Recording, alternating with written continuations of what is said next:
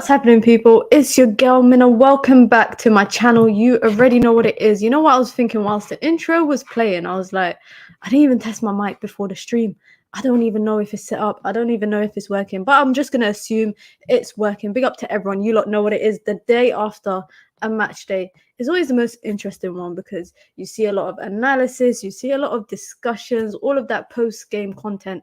But I'm in a position where I just don't care about yesterday's game. And the reason why I'm saying that is, guys, the reason why I'm saying that, it's not like I don't care, but it's more so we actually were not good yesterday. We were actually just, we weren't that great. We actually weren't that great. And we could talk about some stuff, obviously, the negatives, the positives, what we can take away from the game. And obviously, preview the big one. Well, it's going to be a basic preview on the Spurs one. Of course, we've got a stream on Friday that's going to specifically preview that with a special guest. Big up to everyone that's locked in. Be sure to hit the like button. Be sure to subscribe. Let me know what you thought about the game yesterday. Manchester United beat Wigan expectedly. I'm not going to lie, expectedly. But there was little moments in the game where I thought United could do a United. And just concede a goal. I mean, got caught on the counter-attack. Onana really didn't have much to do. And I looked at yesterday's game thinking, did he stay from AFCON for this? For this? Is this what... Like, even yesterday, Ten Hag still didn't want to play Bayinda, whatever his name is, Bayinda. Bayinda? I think I call him Bayinda, but his name is Bayinda. His name's Bayinda, guys. Excuse me. Ten Hag don't even want to play him at all. Even in yesterday's game, which still kind of confused me a little bit, I'm not going to lie, given the fact that Onana wasn't really tested much yesterday. United just doing what United do, hot potato outside of the box, passing, take a shot that gets blocked. Rasmus Højlund, yeah.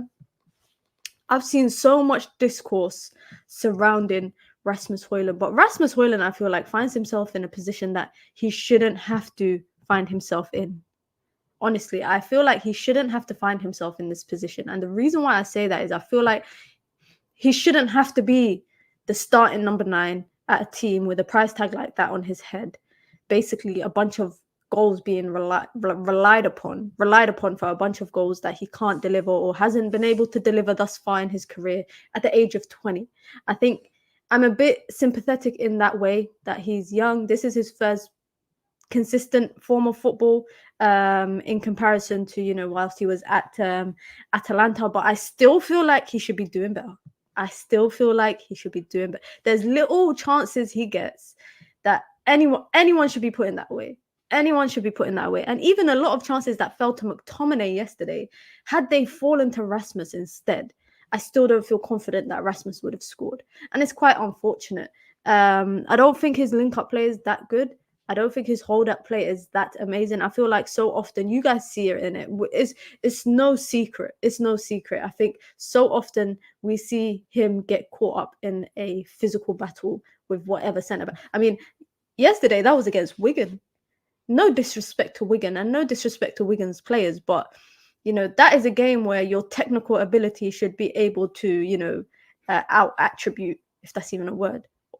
Out-attribute, whatever the hell that, whatever, you don't know what I'm trying to say in it. Your technical ability should be able to trump the physicality aspect of the game. Like, honestly, and I feel like with yesterday's game, I just saw a few moments that when it did fall to him, he couldn't put it away. He could. Someone says to me, let him get it on his left foot. He got a chance on his left foot. Header. I don't think he's that great in the air. I don't think he's great in the air. And to be honest, when we did buy him, I did say I didn't really have a lot to say about him. People asked me my opinion when we first signed him. Oh, I need to put my charger in. People asked me what my opinion was of him when we first signed him. I didn't really have much to say about him because I didn't watch him a lot. You lot knew the striker that I wanted. If we weren't getting Kane, I said that United should blow the put in a little bid for Taremi, experienced number 9, can score goals, and then go out and buy a central, like a proper midfielder that we needed, like De Jong, basically. Not like De Jong, but someone of that playing style. Instead, we spent 70 million on Højlund, unfortunately. And it is what it is, you know? It is what it is. But I feel like yesterday showed us the glaring problem that United have, which is obviously scoring goals. I mean, Dallow's chance, Dalot's chance in the game came to him. He took it. Bruno, that penalty, in my opinion, don't think it was a penalty, but I'll take it any day of the week. I'll take it any. I'm not going to sit here and cry and be like, oh, we shouldn't have got that penalty. Listen, I don't care. I'll take it. 2-0, clean sheet. I'm good with that. But one thing I will say is that we need to find the back of the net a lot more effectively. We need to find it a lot more efficiently. And having a striker that is struggling to score is just going to cause a bigger hindrance. It's bad enough that, you know, Rashford ain't doing well. It's bad enough that Rashford ain't doing well in terms of goal scoring. He got an assist yesterday. But, you know, we are so much relying on a front three that haven't really got that many goals between them in all competitions this season. And I know you lot are going to say, I know you guys are going to say, Højlund has 5 and 6 in Champions League. Yeah. But I think that if we look at, I like to look at it like this. Yeah.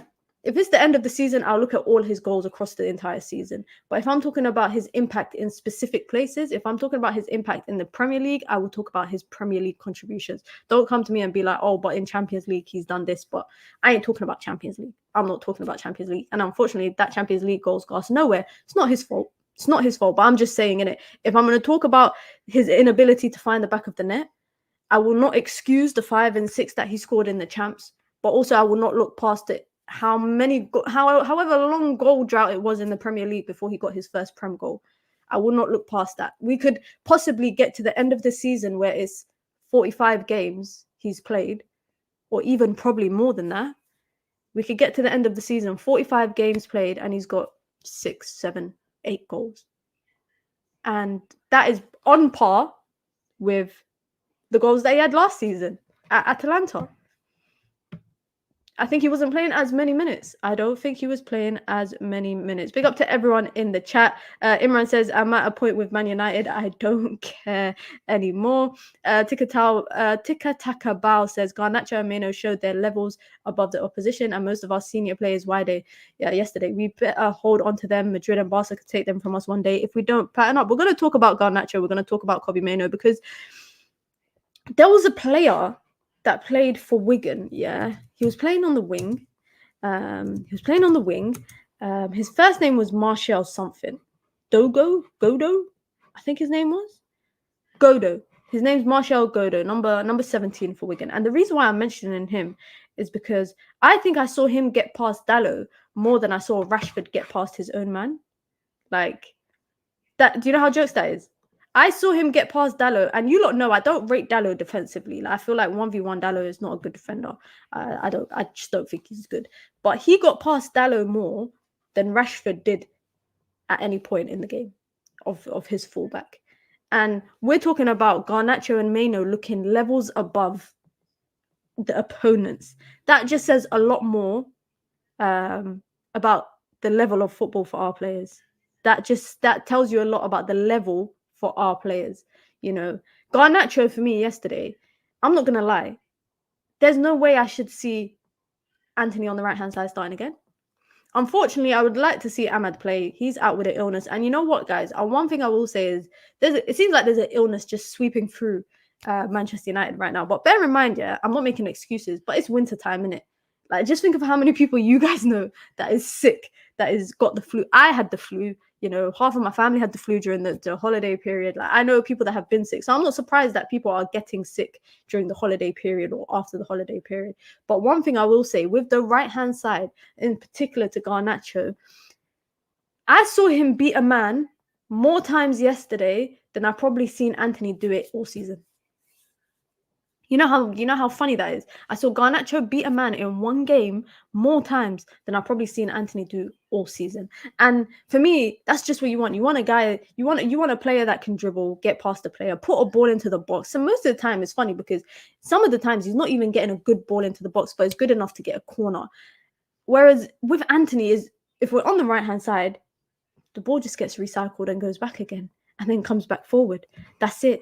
Literally, like that's literally just what happens. Dipesh says jury is out on Rasmus. Agree, he has to take those chances. Being young is not an excuse for chances like that. He has the touch of Lukaku. I see him moving around a lot. Like I see him drop deep a lot, and sometimes I'm like, just stop, just make those runs in behind. But unfortunately, when we signed him, we signed a prospect, yeah? And this is why I feel like United failed in recruitment in this instance, because for so long we've been needing goals, you know? For so long it's something that we needed. And rather than going out and buying a proven goal scorer, it doesn't have to be Harry Kane, by the way. It didn't have to be Harry Kane, but rather than going out and buying a proven goal scorer, United decided, I know, we are in the middle of a process. This is a project. This is a sporting project. We're going to buy a prospect, as if we don't have enough prospects in our academy, as if we do not have enough prospects to bring through into the academy. We said we're going to go out and spend not 5, not 10, not 15. We're going to spend 70 million on a prospect, on the potential of what he could be. Yeah, you look at just the league in general. When Liverpool bought Darwin Núñez, yeah, they didn't buy potential, yeah. And I know Darwin Núñez, I think, is 4 or 5 years older than him, but Liverpool never brought potential. They didn't really take a gamble. They brought someone who was the top goal scorer in the league at the time, yeah. They brought someone who was bagging 20 plus goals in the league. They brought him and Taremi. I know it's the second time I mentioned Taremi, but him and Taremi were going toe to toe in terms of goals in the league. So Liverpool didn't really take that risk. They brought someone that they knew can do that. Darwin Núñez misses a heap of number of chances, yeah, but he scores some. Yeah. I'm not going to talk about Haaland, because Haaland wasn't a prospect that when City brought him. That he wasn't a prospect. He was proven before he went to Dortmund. Dortmund just kind of solidified that for him. But my point is that when you're desperate for goals, and maybe last season we weren't as desperate. Maybe we weren't as desperate because Rashford scored 30 plus goals last season in all competitions. But when we've been needing a striker for a number of years, bear in mind, I think the only real number 9 we've probably had of recent time is probably Lukaku, I would say. And unfortunately, that never worked out. But he was the only real number 9 we've had that we've actually brought that wasn't a prospect. That was actually a goal scorer. It seems like United moved away from this idea of buying all overaged strikers, and they moved away from buying the proven type of striker in Lukaku, and they decided, let's get a prospect. Let's just go and get a prospect. And I feel like that's where we failed, because every game, and sometimes I feel like I'm being gaslit, and maybe you guys might feel the same as well. Sometimes I look at yesterday's game, for example, I just sat there in disbelief. I was like, at what point can I start criticizing him? Because people are telling me not to criticize him. People are saying be patient with him. But I feel like there's only just so much patience can really happen. Like, he's getting into the right. Yesterday, he was getting into the right spaces, and it doesn't also help. I'll be honest, it doesn't help having McTominay running in behind him every time. It's like McTominay's his shadow. Yeah, I feel like Ten Hag probably said to McTominay, track Rasmus's run, whatever run he makes, run in behind him, because if he misses the ball, you can get onto the end of it. And that's literally how Rasmus missed all his chances, because McTominay was always there as well. And when McTominay was missing his chances, Højlund was there as well. So I guess it doesn't help with that instance. What I'm saying is, and I'm sure some of you guys might share a similar sentiment, I just wish, looking back in September, August, before we brought him in the summer transfer window, had the manager thought, okay, I want Kane, but I'm not going to get Kane. Let me go for another proven goal scorer rather than a prospect. Because let's be for real, if we had 70 million as our budget for a striker, I'm pretty sure we could have went out and brought someone that wasn't Kane and maybe wasn't Osherman, but still could get you 15 goals in the league. I don't know.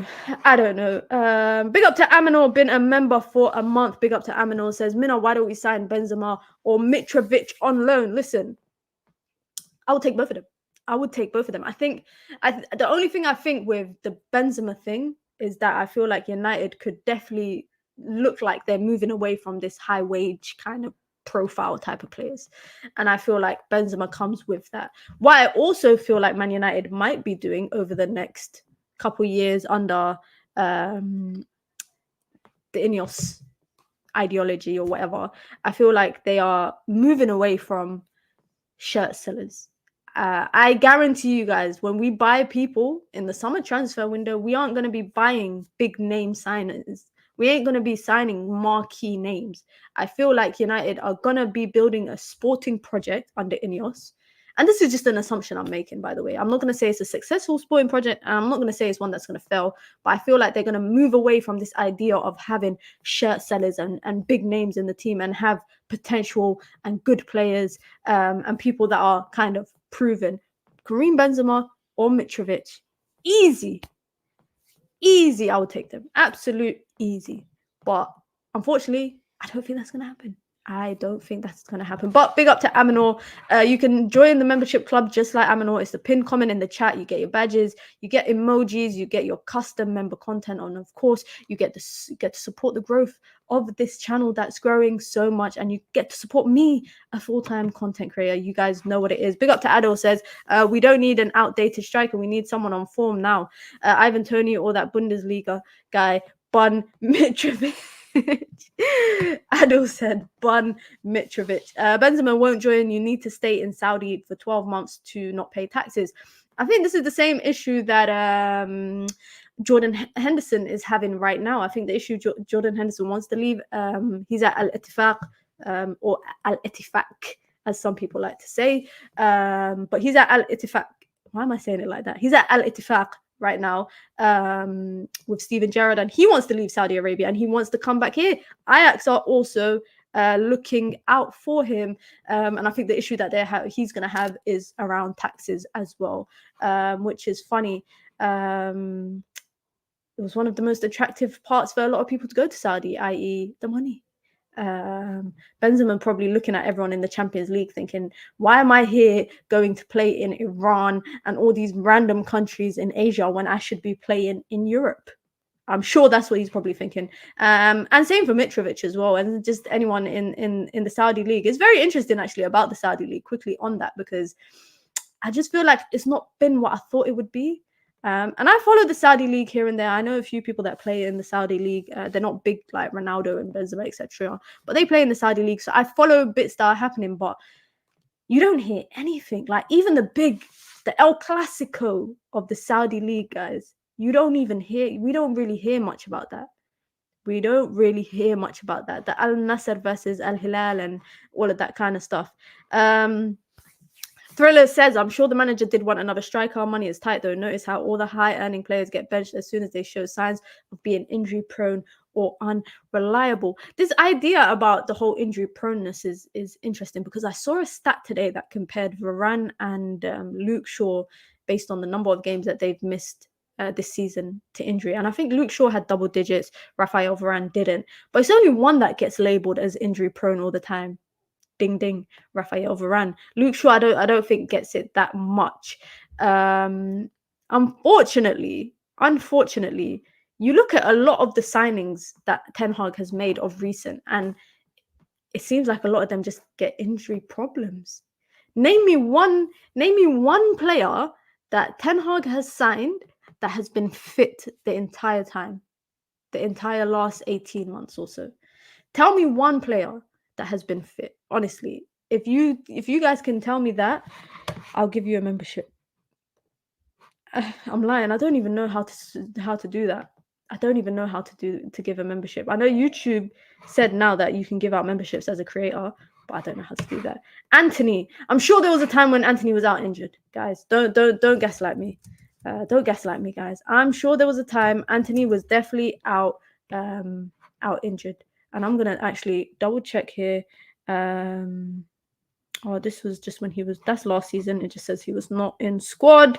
Let's just check last season as well. Come on, man. Guys, I told you lot injury. Come on, man. You lot, man, chat to me.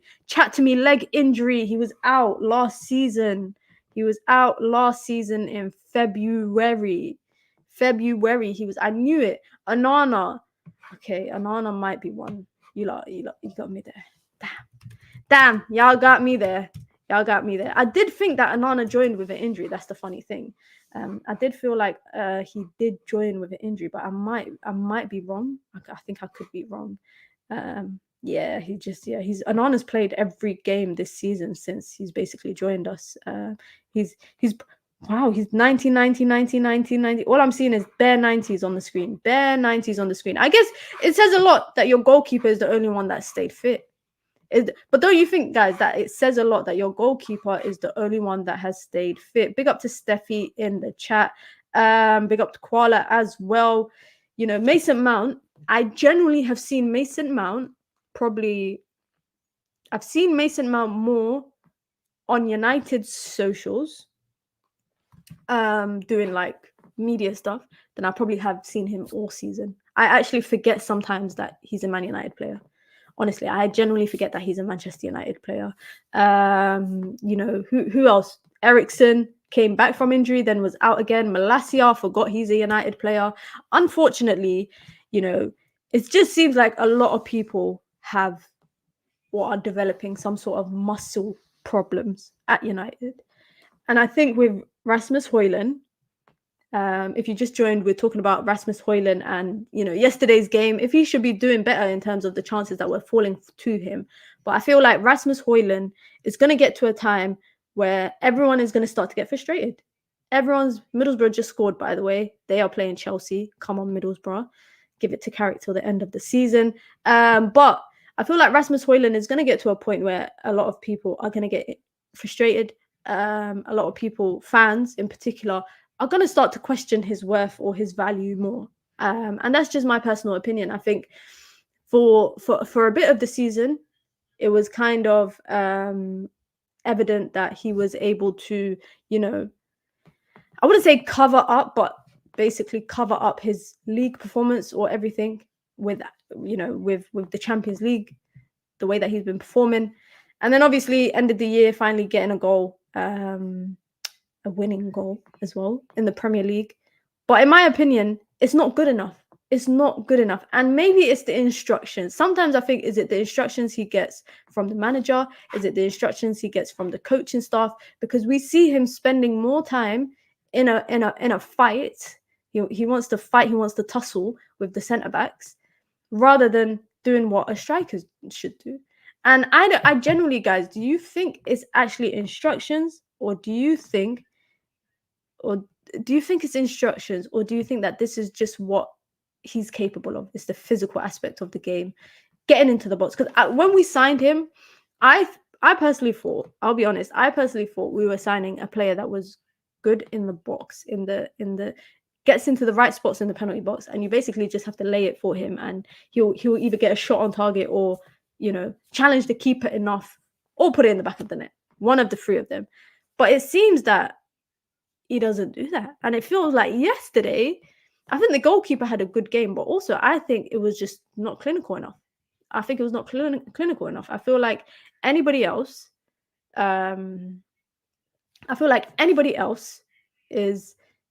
would be capable of putting that ball in the back of the net. Maybe not Arsenal, because they're having striker problems as well. But, you know, you put that in front of a Haaland. Heck, if you put that in front of a Haaland, I think he leaves with a hat-trick. And one thing I will say is that I realized I don't feel like Rasmus Højlund is that good in the air. And that's why I think maybe it's not an instruction to cross the ball into the box to him, because I genuinely don't feel like he is good in the air. I feel like he's the kind of player, ball to the feet, can basically get a shot on goal from that. But I feel like if the ball is in the air, I don't expect him to be challenging, and I don't expect him to be clinical. I feel like in the air, his physicality ain't really like that, if you know what I mean. I watched back many player interviews, and they say Ten Hag is crystal clear in his instructions. Even Casemiro, Varane, and Rashi. Steffi says yesterday was too chaotic in the box. I just felt like it was just all over the place. It was like typical FA Cup football, but not the kind of football that I would expect from your first team. Like, that was our first team playing yesterday, albeit that United don't have a lot of options off the bench, so the options of rotation it's not really there. But honestly, guys, yesterday was our first team, and we just got past the Wigan team. Bear in mind, I was being laughed at on when was it, on Saturday or Sunday, on the Full View, when I compared Wigan's stats in the League One to ours in the Premier League. People said to me I was being told that I should be sin-binned from the stream. But yesterday, you look at both teams and you would think, which one's the League One team, which one's the Premier League team? Yes, we won. And yes, it's something to be pleased about because you're on to the next round. And the next fixture in the FA Cup is not a I don't want this to come back and bite me, but it's not a difficult one. Who's it? Eastleigh or Newport? One of them two. Yeah. We will play another senior first team squad. Yeah. We will play another senior first team squad and we will still look bang average. We will still look bang average. Yesterday, at no point did I feel like we were comfortable throughout the game. I felt like there was moments of time where we were comfortable, we had possession, but it was one of them ones where we have possession and we ain't doing nothing with it. We're just passing, it gets to Rashford. Rashford does that thing where he'll do step overs and then just run into a man and then dispossessed. Or the ball lands at McTominay's feet, somehow ends up in a turnover. Somehow Kobbie Mainoo has to start, working recovery to get that ball back. It was very much kind of like what we expected. What can I say? Big up to Sidolf says every manager from Louis van Gaal that started a rebuild never replaced Shaw, Rashford, and Martial. Isn't that concerning? It's not concerning when you mention Martial. What is this obsession? Yeah. Let me say one thing. What is this obsession we have of boxing Martial into the same category as Rashford and Shaw? Because Martial this season, Martial has not been getting the same chances that Rashford and Shaw has when it comes to the first team. I understand the sentiment, regarding Sidolf's comment here about the fact that these are three players that have been kind of consistent since Louis van Gaal across. But Martial under Oli, and Rashford under Oli, that's players that were playing well. That's players that was playing well, Martial has been replaced. He's been replaced. He was replaced with Cavani.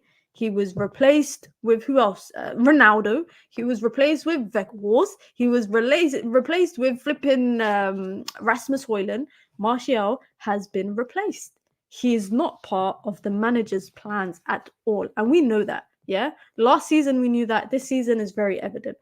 The Rashford and Shaw argument, I completely understand. I feel like with Marcus Rashford, I'm always on a, you lot know me, and I'm on the fence about Marcus Rashford. Some days I hate him, some days I love him. Like, it's always kind of I'm back and forth. Because yesterday was one of the more frustrating games that I've watched for him, that we've seen quite often this season. Let's be real. Yesterday's performance, how often have we seen it this season? In comparison to, the performance, I think it was against Villa. His performance against Villa, which I thought was a better performance. That's probably one of the better performances that he's had the entire season. But yesterday's performance looked like a performance we've seen many a times this season. And I think that's where the frustration comes from with him. With Luke Shaw, right now, my frustration with Luke Shaw is that, A, he can't be fit. He can't be fit. That's the first thing.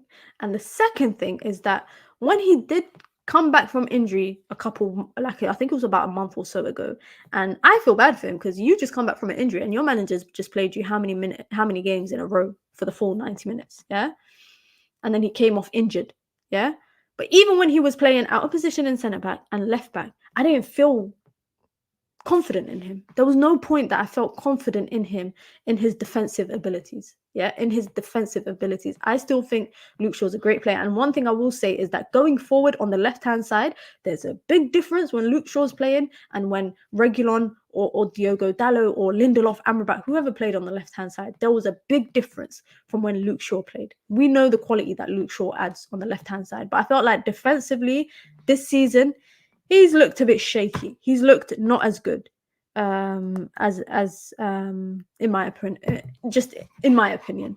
Koala says people talk about Martial injury record. What about Luke Shaw? 10 years, 2 goals, 20 assists as an offensive left back. How we use an offensive left back as a way to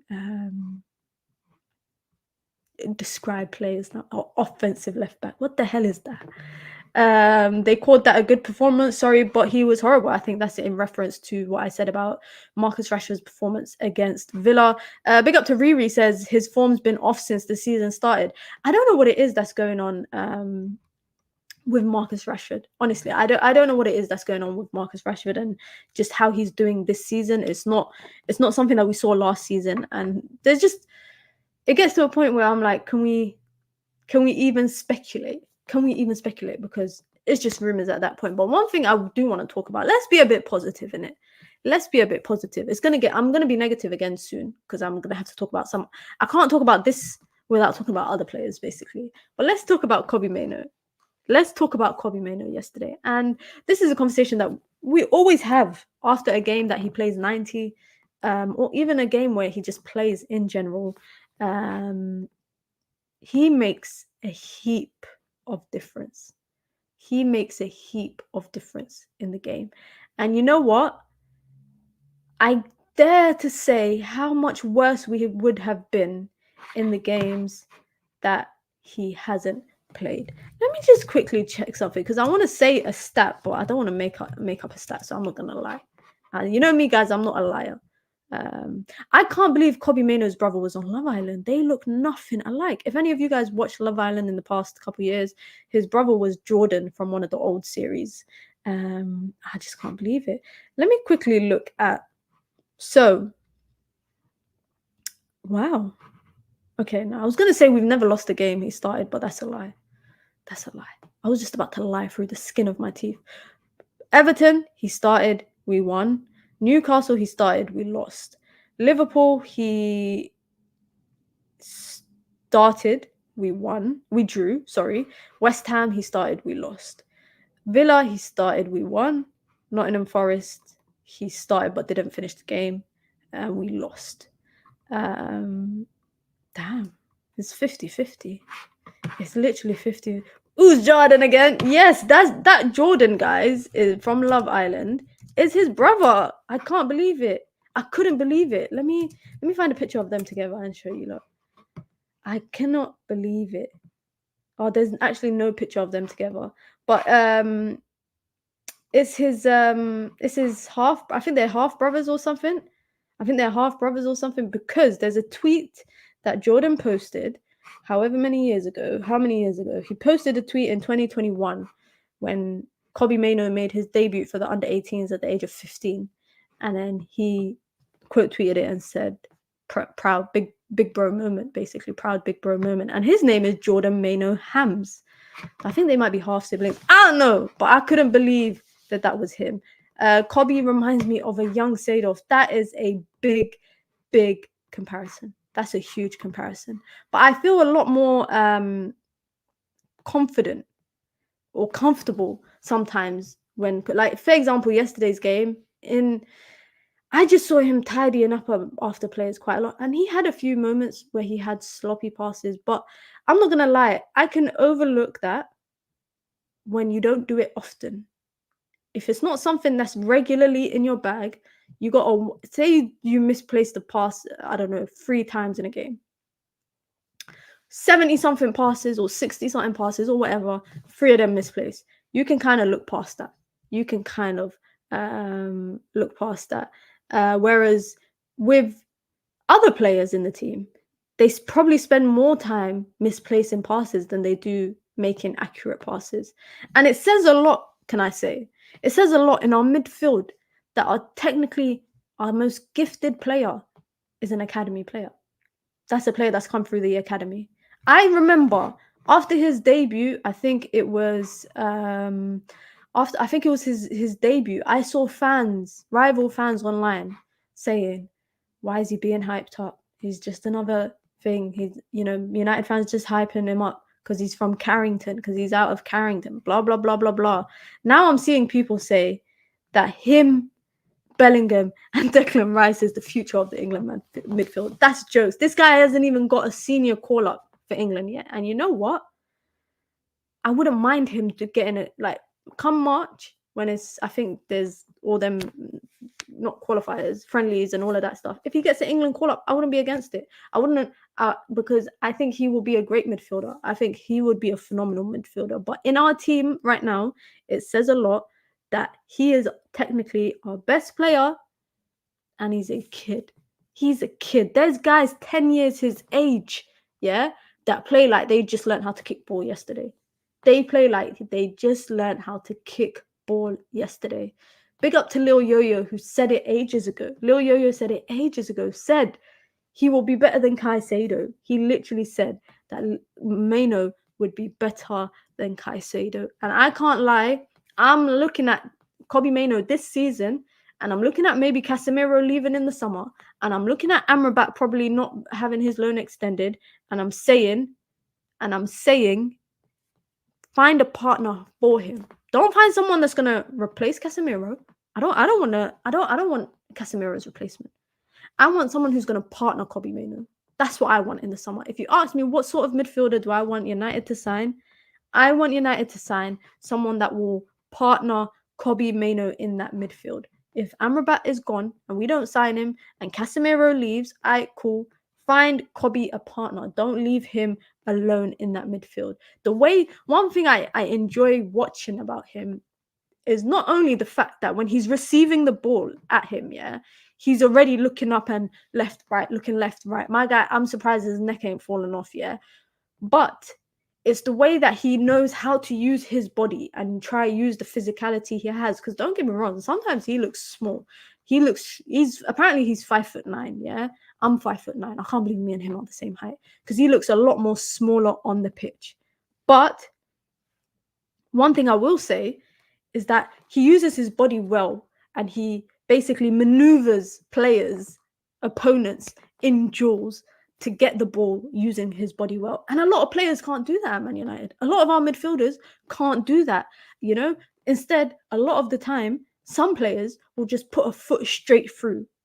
They will put a foot straight through into a duel, into a challenge, rather than, and you don't know what I'm referencing. If you guys remember, Yaya Toure spoke about it once. It's how players use their buttocks, in duels for physicality, etc., etc. It's quite common with Hazard. Kobbie Mainoo does it a lot. If you watch him with his legs, if you watch him, he does it a lot with his legs, and it's just by scanning and reading the situation well. And sometimes I feel like he is a few steps ahead of the opponent. That's one thing I'll say. I feel like he's a few steps ahead of the opponent. Did you have to say? I don't want to say ass. I don't want to say ass. I don't want to say ass. I didn't want to do that. Mina is a giant at 5'9". I think I'm 5'9", 5'10". I lie sometimes, say 5'10", but I'm 5'9". Now, Mina, you're 6 foot WNBA settings. Big up to Mike in the chat, says Kobbie is so simple. It's so refreshing for a player not to overcomplicate the game. That's basically what it is. He does not overcomplicate the game. That's the best thing about it. And he doesn't take too many touches. He'll take one touch to set himself, one touch to pass the ball, get rid of it. I saw McTominay give the ball away yesterday. I saw McTominay give the ball away yesterday. And then I saw him win it. McTominay gave the ball away. Kobbie won it back. McTominay hit it on Mainoo's face by accident. And then Mainoo won it back. Do you know how jokes that is? You lot are going crazy about my height just because Mina is similar height to Messi now, I'm sure. Guys, if I show you, let me find a video of me and Flex standing next to each other. Let me find it. Give me a second, guys. Give me a second. I don't want you guys to be deceived.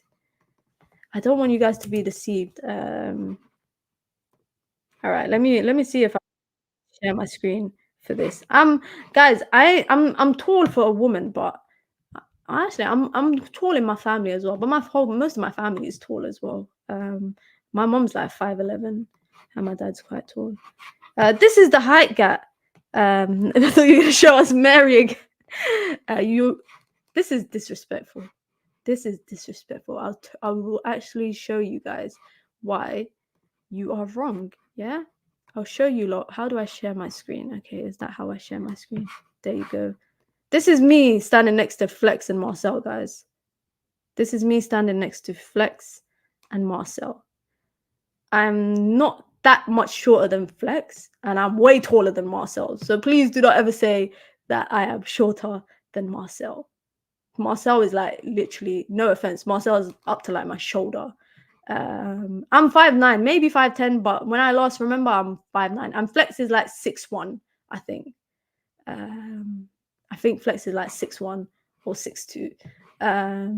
Marcel looks like leave Marcel alone, guys. Leave Marcel alone. Leave it. Come on, guys. This is why he's not going to come back on my channel, because you lot are being heightist. Why are you standing on a chair, Mina? I'm not even standing on a chair. Let's get back to it. Let's get back to it. Mina, what did you eat as a kid? I was forced to drink milk all the time as a kid, like every night.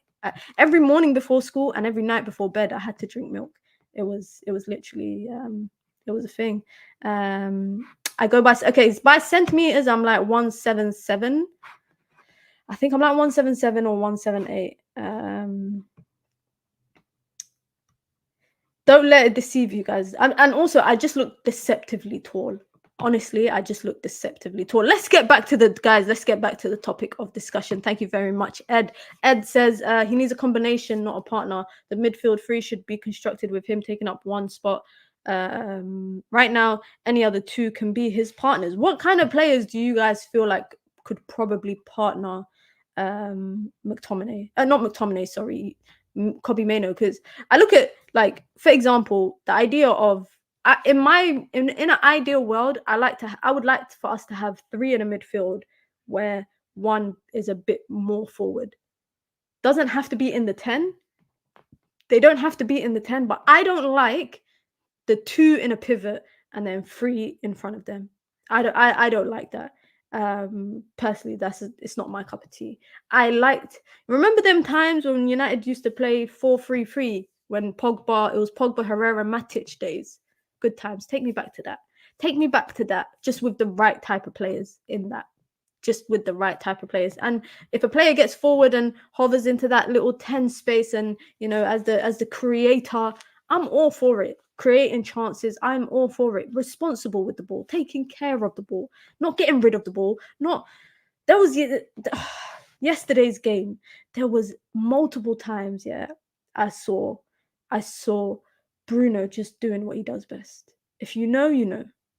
If you know, you know. I saw multiple times Bruno just doing what Bruno does best, where it's like he gets an irrational thought in the head and he's just like, bam, let me just boot it somewhere. Let me just boot the ball somewhere. And it was so frustrating. It was actually so frustrating. I want to see Mount, Mainoo, and Bruno. I think that would be a good one, but I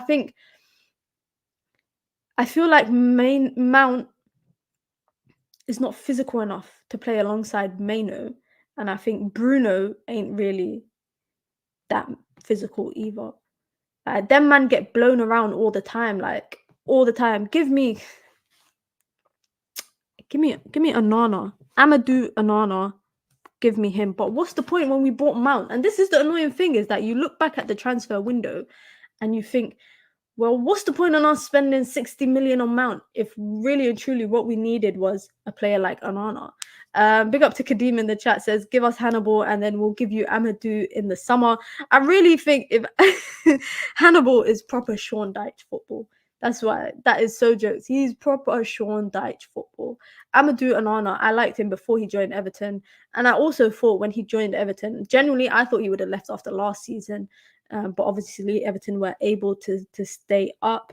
I think Onana, if you said to me Onana, Bruno, Mainoo, nice. If you said to me Onana, Mainoo, Mount, I'll be like, okay, cool. I'm not sure. Do you think, and this is a question to everyone in the chat, all you have to do is say yes or no. Do you think Mount can do what Bruno does? Say yes or say no. And I'm just going to go through all the answers.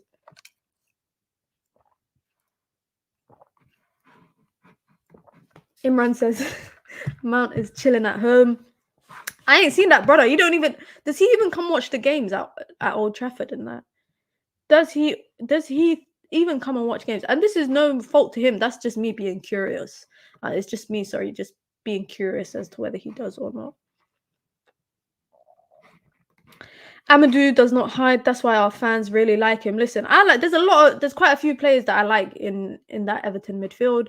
Abdoulaye Doucouré, Abdoulaye Doucouré is what United thinks McTominay is. Yeah, let me just be clear on that. Yeah, Abdoulaye Doucouré is what United fans think McTominay is, and I'm saying that in the positions he gets in, the goals he scores, and the type of goals he scores, and the regularity of the goals he scores is quite spread across a number of games, rather than 2 goals in one game, 2 goals in another game, which is great. Don't get me wrong. But a lot of McTominay's goals this season have come in specific games. Abdoulaye Doucouré is what United fans think McTominay is, and I'm gonna stick on that. Sidorf says it's a good midfield. Busquets, Xavi, and Iniesta were not Hulk. It was speed, movement, precision in passing, and technique. Damn.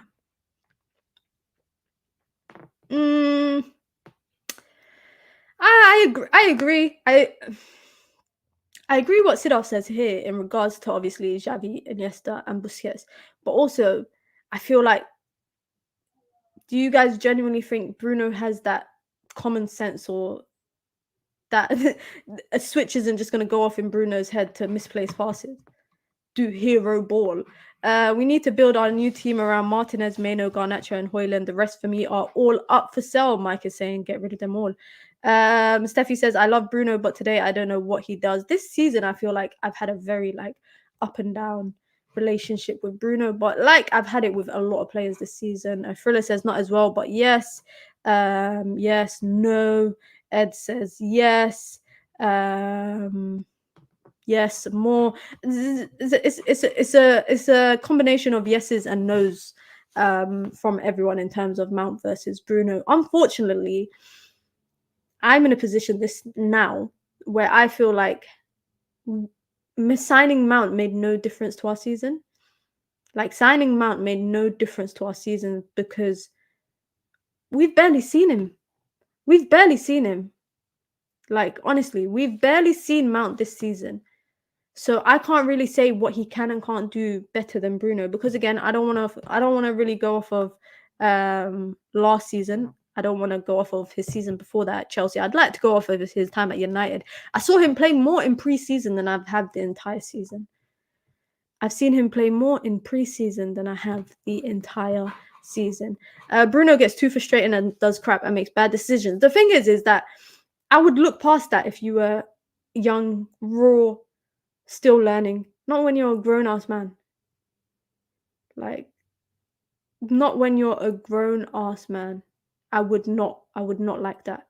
I don't appreciate. I don't think that's. I think that, and that's why with Andre Onana, for example, a lot of people tend to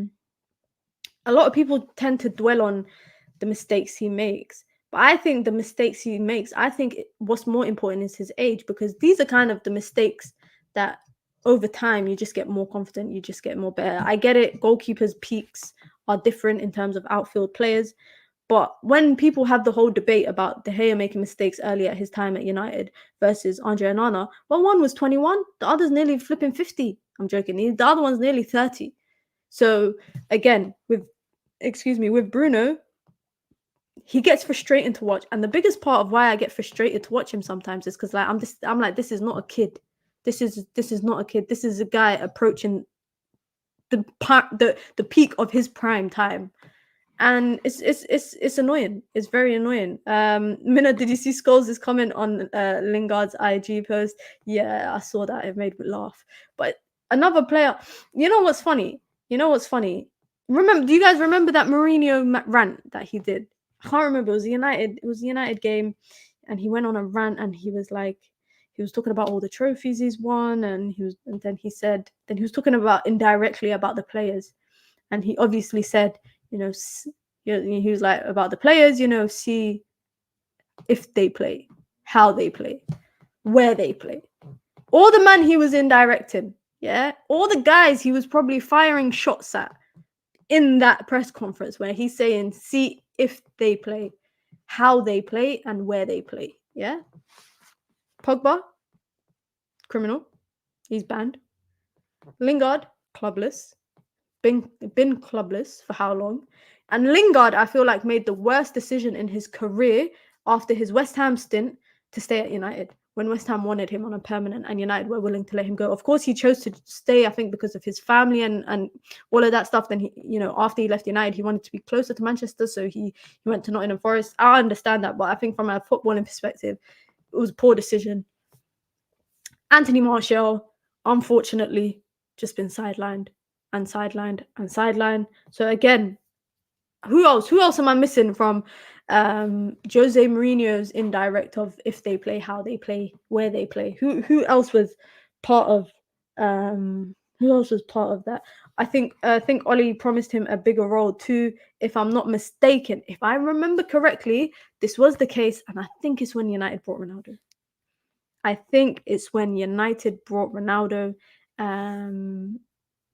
And basically that just turned everything upside down. And I mentioned it earlier. I think it was last week. We were talking about how Ollie was kind of the last ones to know about the Ronaldo signing, and that messed up whatever plan Ollie might have had for the club and for the players and for the season.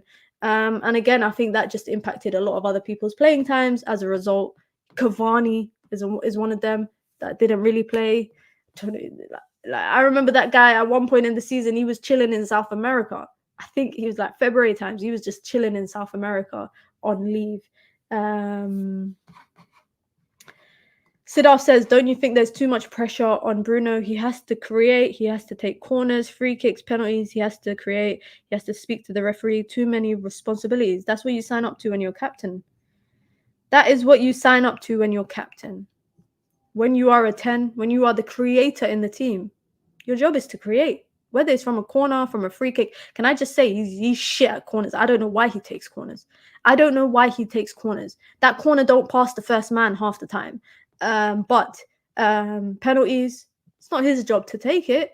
Pogba was taking penalties before Bruno was. Rashi was taking it. Rashi's just not been on form this season. Has to speak to the referee. That's his job. You're captain. Some of these stuff, it comes with, it's like saying, I don't want to, this is a stupid example, yeah, but like older siblings versus younger siblings. Older siblings, they have more responsibility than younger siblings have. But what do they get with that? They get more freedom. With that, yeah? So you can't say you don't want to be an older sibling and you get all the freedom, but you don't want the responsibility of being an older sibling, taking care of your siblings, being a good example for your siblings, etc., etc. Same as being a captain. You can't say you want to be a captain and you want to be a leader, but you don't want the responsibility of having to talk to the ref. You don't want the responsibility of uplifting the players when we go a goal down. You don't want the responsibility. You're a creative outlet, but you don't want to create. You don't want that responsibility of creating from set pieces. You don't want the Okay, if you don't want to take corners, don't take corners. There was a time in my life I saw Phil Jones taking corners. You think it makes a difference to me if now Andre Onana takes a corner? No, he'll probably take a corner better than Bruno. But my point is that you can't want the perks of certain stuff without having to deal with what comes with it. Like, in my opinion, I feel like a lot of this stuff comes with, being the creator in the team. It comes with having to take set pieces. I don't think he's good at it, but he has to take it because he's the creator. That's what we're always told. He's the creator. Bruno and Rashford are classic examples of when you have no pressure on your position, doesn't push you to improve. I genuinely feel, and I said this time and time again, I genuinely feel that Rashford was dropped because of the fact that he was getting too much scrutiny. And if the manager didn't drop him, he would have just been accused of favoritizing players again. I feel like Rashford was dropped to set an example for all the scrutiny he's getting. I don't think it was a direct punishment because what happened? He had a few appearances here and there. They weren't good enough appearances to warrant him getting a place back in the first team, but he still got a place back into the first team. And since then, he's been up and down. He's had one good game and just a bunch of other average games. But I feel like the manager dropped him because he was being asked about it in press conferences to a point where from when the media is asking you, is this the standards of what you teach your players when Marcus is walking back when the opposition team are attacking. The manager's thinking in his head probably, okay, like I need to drop this guy because they'll just keep asking me about him in a press conference. So let me make an example of him, drop him for a game or two, bring him back. Exactly that. And the reason why I say that is because Marcus Rashford's return to first team football in terms of coming on as a sub was not as impactful to warrant getting back in the first team. Last season, I'll give you an example. Garnacho had a run of super sub moments, where he was coming on as a sub. He had 1 or 2 games where he would start, wasn't good enough, manager dropped him again.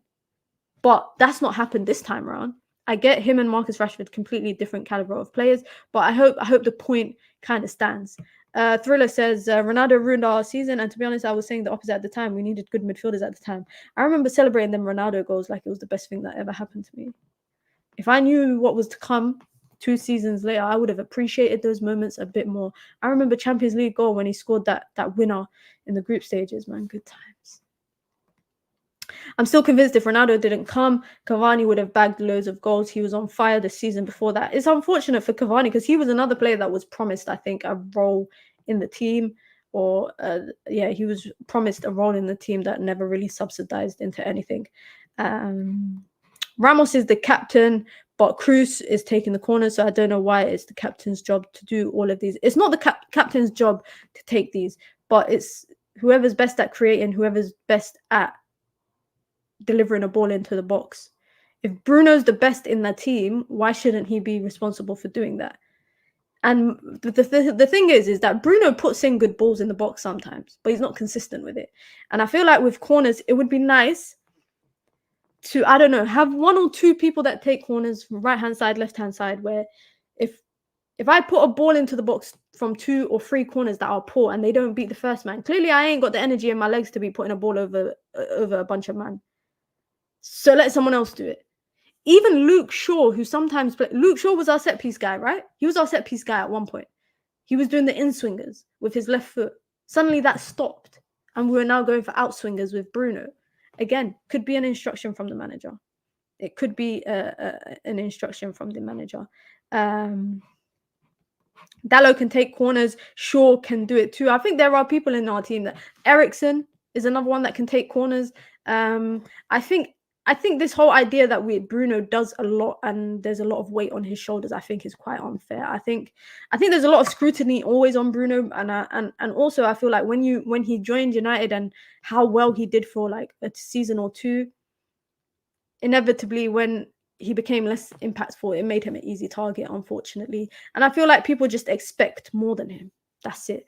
I just feel like people expect more from him. It'll be interesting to see if he's a player that continues under the Ineos project, or are they going to replace him?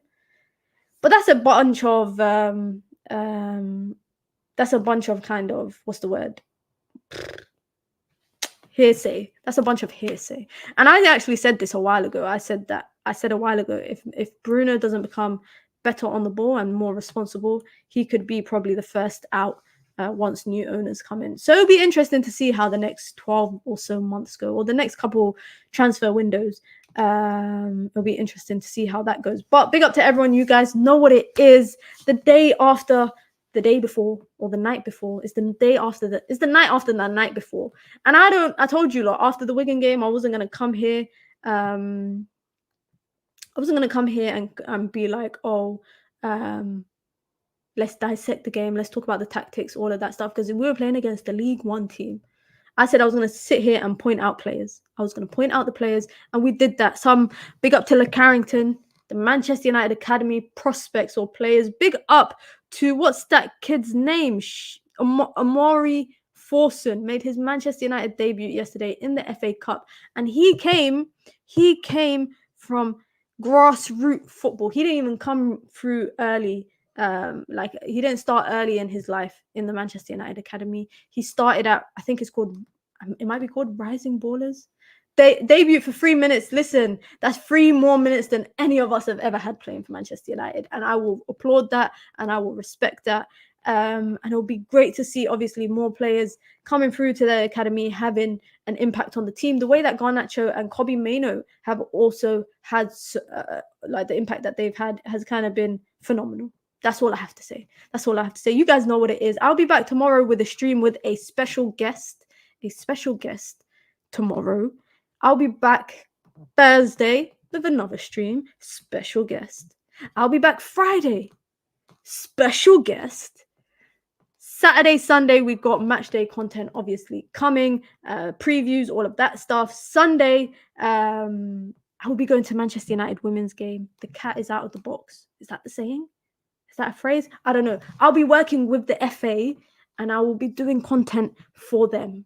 Yeah, the cat is out of the box. So I will do a bunch of behind the scenes stuff with that, which hopefully, guys, is going to get me player access. It's going to get me player access. Cat is out of the bag. Okay, just making sure I've said it right. Did I say cat out of the bag? I said cat out of the bag. My bad, guys. Sorry, English ain't my first language, man. You guys already know that English ain't my first language. But I'll be doing content with the FA. We will be doing a lot of matchday content as well. Out of the box. Oh, my bad. Yeah, English definitely ain't my first language. English definitely is not my first language, guys. But if you don't follow me on Instagram, I'm going to quickly plug my Instagram because I'll be doing a lot of content on there over the weekend. It's at Mina Shoots. It's actually not MinaFootball. Let me actually just I'm gonna slap the link in the comments section below. Follow me on Instagram if you want to see all the matchday content that I'll be doing with the FA on Instagram. It's gonna be excited. And of course, I'm gonna do as well a vlog. I'm doing a very exciting shoot on Thursday that I'll be doing a vlog as well, but that will only come out once the content is out and I will have special guests in that vlog. So you lot don't want to miss that. And someone said in the chat, is Saeed really a special guest? No, Saeed is not the special guest. Saeed will be back on my show. Saeed will be back on the stream this week, but I got other guests coming on because we're diversifying the portfolio. You guys already know what it is. Be sure to hit the like button. Be sure to subscribe. Listen, even though Man United won, I feel like everyone's still sad. I feel like everyone is still sad, but life goes on. It's going to be Marcel. No, it's not going to be Marcel. Marcel will be on my show if the brother just replies to my text. If I ever show you lot the messages between me and Marcel, the guy never replies to my messages. I feel like it's killing me. So next time you lot see him on United View, say to him, Marcel, say it in the chat, Marcel replied to Mina's messages. But it's not going to be Marcel. It's other people. It's other people. Bring us Nuruddin Mina. I will try my best to bring him on. Absolutely. I'll try to bring him on. It's just schedules, guys. Schedules is always clashing, all of that stuff. But be sure to like, be sure to subscribe, and be sure to turn on your post notifications. So when I do go live or I put out a video, you'll get notified immediately. I hope you have a wonderful, wonderful evening. Enjoy your Tuesday night, and I'll be back tomorrow with another stream. Listen, guys, if you want to join the membership club, you can. It's the pinned comment in the chat, and it's always in the bio of the video as well. You get to support the channel, support the growth, get your badges, get your emojis, get your custom content, and of course, you get to support a full-time content creator. You lot know what it is. Until next time, guys, it's your girl, Mina. Peace.